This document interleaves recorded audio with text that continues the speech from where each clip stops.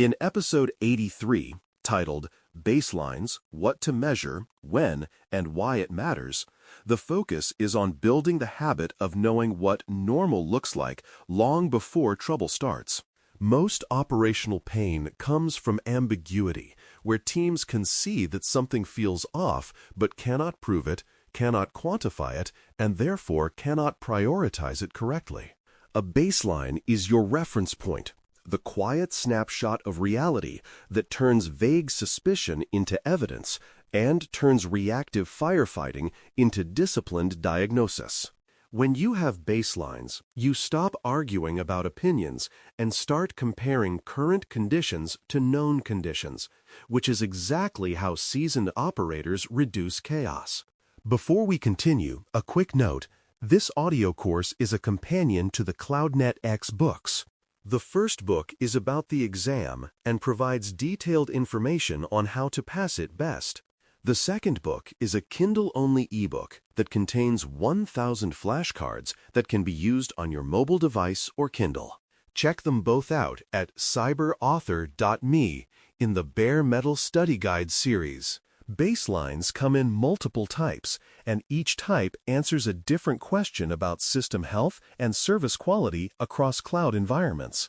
Performance baselines describe how fast things usually are, such as typical response times and transaction durations for critical paths, and they matter because users experience time directly even when infrastructure looks up. Capacity baselines describe how much headroom you normally carry, such as typical utilization ranges and growth patterns, and they matter because saturation rarely announces itself until it is too late. Error baselines describe what failure looks like on a normal day, including expected error rates and retry behavior. And they matter because a spike only means something when you know what steady state is. User experience baselines connect the technical signals to what users actually feel, which keeps you from optimizing the wrong metric while the business impact grows. Capturing baselines requires timing discipline, because measuring normal during chaos just bakes chaos into your reference point. Stable periods are the best time to capture baselines, meaning periods with known good service behavior, predictable load patterns, and no major incidents influencing traffic. Baselines should also be refreshed after major changes, because a new architecture, a routing change, a security policy update, or a scaling adjustment can legitimately change what good looks like. The trick is to treat baseline capture as part of operational hygiene, not as a one-time project task, so that the baseline evolves with the service rather than freezing in a past era. When you approach it this way, you gain a living reference that supports both reliability and security decisions over time. Selecting the right metrics is where baselines either become a sharp tool or turn into a noisy collection of graphs that nobody trusts. Metrics should be tied to critical flows and business services, because measuring what does not matter creates dashboards that look busy while missing the real failure modes. A critical flow is the end-to-end path that must work for the service to deliver value, such as authentication, transaction processing, data retrieval, or remote access. And those flows are often where bottlenecks hide. Business services give you the prioritization layer, because not every component outage is equal, and not every latency increase is equally painful. When baselines reflect the flows and services that matter, they become actionable because they point directly to user impact and operational risk rather than to trivia.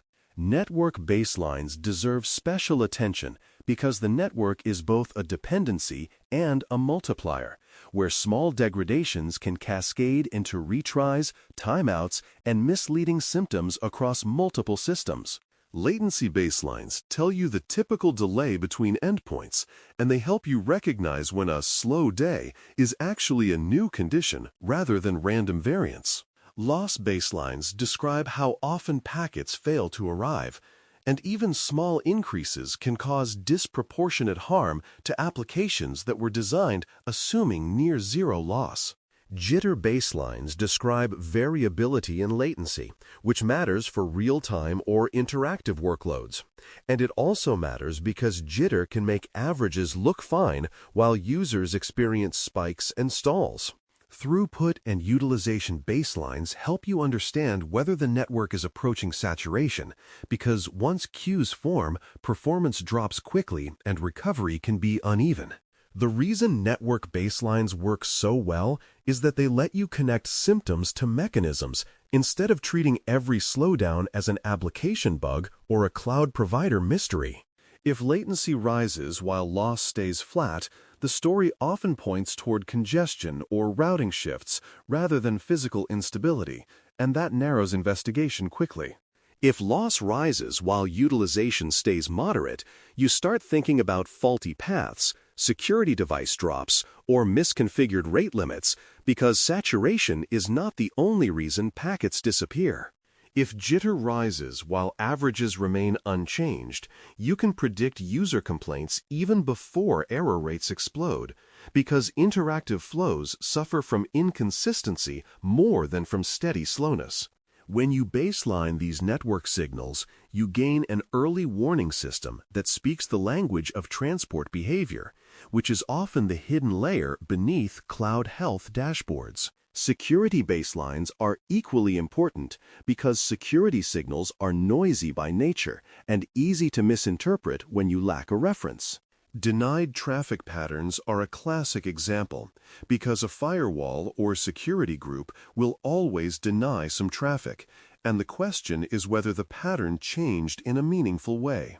Authentication failures also happen on a normal day, from expired credentials to mistyped passwords to automated clients misbehaving, and the value comes from recognizing when the failure rate, source distribution, or target distribution shifts. A baseline helps you distinguish a brute force attempt from normal user mistakes, and it helps you distinguish a misconfiguration rollout from a targeted abuse pattern. When security baselines are tied to critical flows, they also support availability, because a sudden increase in authentication failures can be the first sign of an identity dependency issue rather than an external attack. Security baselines also provide a sanity check when new controls are introduced, because controls that are not measured are difficult to tune and easy to blame.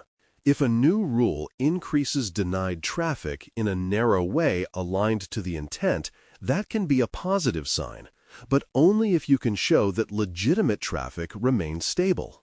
If authentication failures increase right after a policy change, a baseline plus change annotation can separate expected transitional fiction from a real outage risk, which prevents both panic and complacency.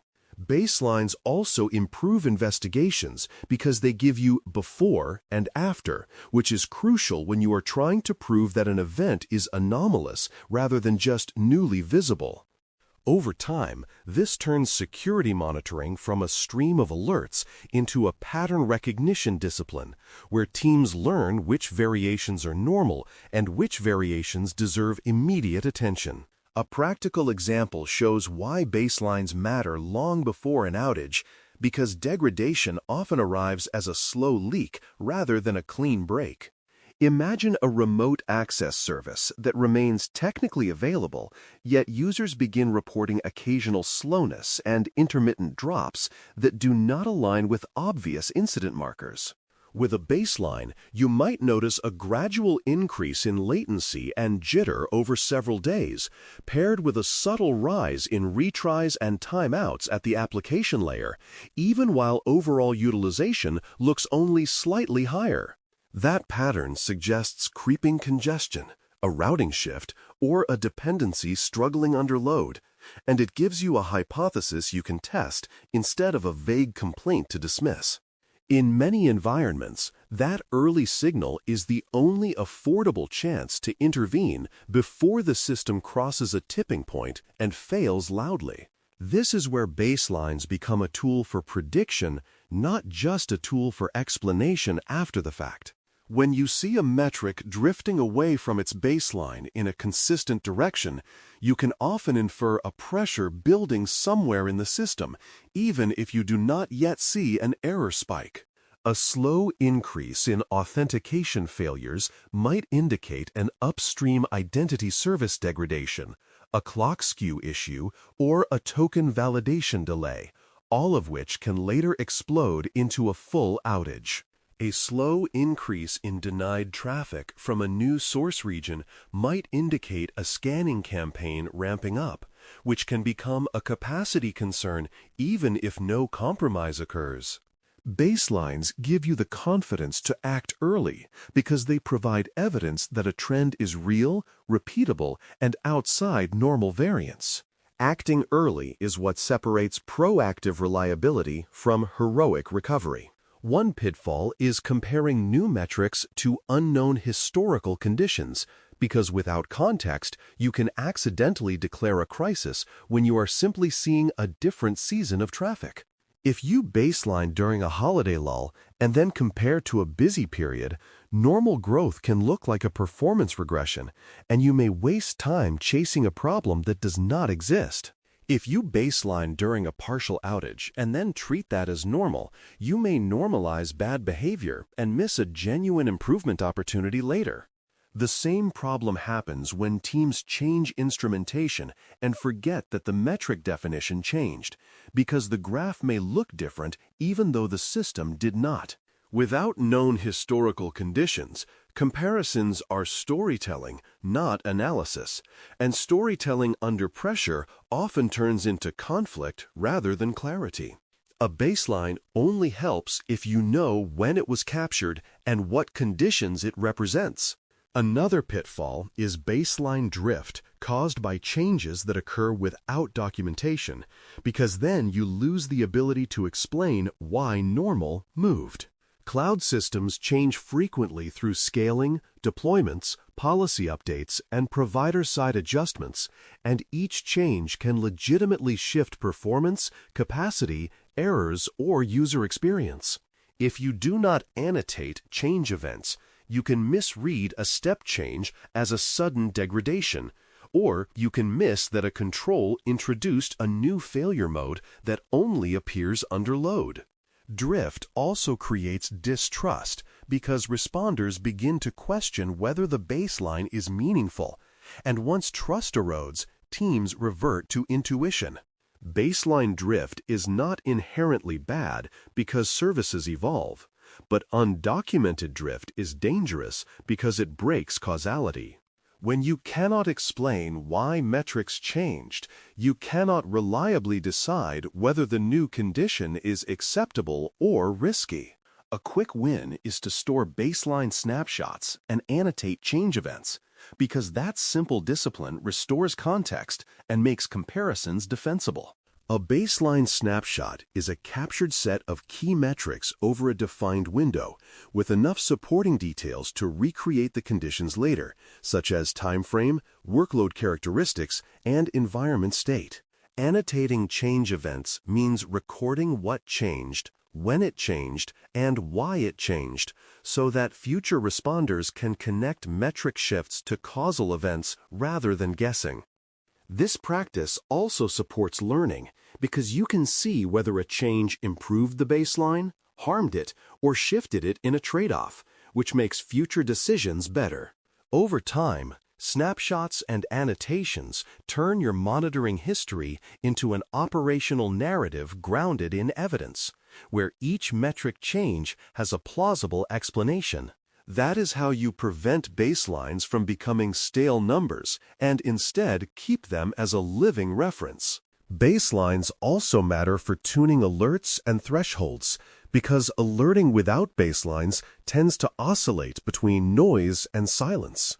If thresholds are set without understanding normal variance, they will trigger constantly during expected peaks, training operators to ignore them. If thresholds are set too loosely to avoid noise, they will miss meaningful degradation until user impact is severe, at which point the alert is late and the response is rushed. Baseline-informed thresholds can be shaped around typical behavior, including known daily cycles and normal burst patterns, so that alerts represent true deviations rather than normal life. This also improves severity classification because the same absolute metric value can mean different things depending on baseline and context. When baselines guide alert tuning, the on-call experience improves, and the team spends more time solving real problems instead of negotiating with dashboards. A simple memory anchor for baselines is measure, store, compare, explain, adjust, because it captures the operational life cycle in a way that holds up under stress. Measure means choose metrics tied to critical flows and business services and collect them with consistent definitions so that comparisons stay meaningful. Store means capture baseline snapshots and keep them accessible, searchable, and associated with the conditions under which they were collected. Compare means evaluate current signals against the baseline, looking for meaningful deviation, trend, or step change rather than reacting to single-point noise. Explain means connect deviations to plausible causes using annotations and architectural understanding to preserve causality. And adjust means tune thresholds, capacity plans, and controls so the system evolves towards stability rather than drifting into fragility. When you internalize that sequence, baselines stop feeling like extra work and start feeling like a natural part of disciplined operations. To reinforce the habit, consider a short exercise that stays focused on two services many cloud environments depend on: a virtual private network and the domain name system. For a virtual private network service, baseline metrics typically include the user experience signals that reflect tunnel health and throughput, along with network indicators like latency, loss, and jitter across the path that carries remote access traffic. For the domain name system service, baseline metrics often include query success rates, response times, error rates, and patterns of authentication or policy-related failures when applicable, because name resolution failures can masquerade as application outages.